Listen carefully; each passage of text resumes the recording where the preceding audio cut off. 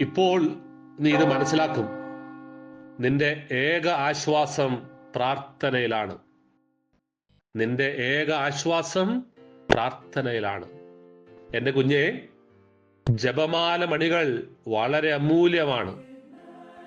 നിന്റെ സ്വർഗപ്രവേശനത്തിനുള്ള ഗോവണിപ്പടികളുടെ ആരംഭം അവയിൽ നിന്ന് മാത്രമായിരിക്കട്ടെ. എന്റെ ചെറിയ കുഞ്ഞെ, ചെറുതായി തന്നെ ഇരിക്കുക. സൃഷ്ടികൾ എത്ര കൂടുതലായി അന്വേഷിക്കുന്നുവോ അത്രയും കൂടുതലായിരിക്കും നിന്റെ വേദന. പ്രാർത്ഥിക്കുക.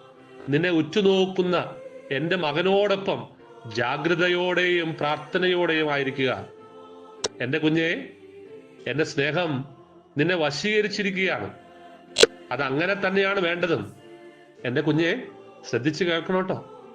എന്റെ സ്വന്തം കുഞ്ഞാകാൻ നീ ആഗ്രഹിക്കുന്നുണ്ടെങ്കിൽ എന്റെ മകന്റെ തീവ്രവേദനയുടെ ലില്ലി പുഷ്പങ്ങൾ അയച്ചു തരാൻ എന്നെ അനുവദിക്കുക. നന്ദിയോടെ എന്റെ കയ്യിൽ നിന്നും സഹനം സ്വീകരിക്കാൻ ഞാൻ നിന്നെ ക്ഷണിക്കുകയാണ്.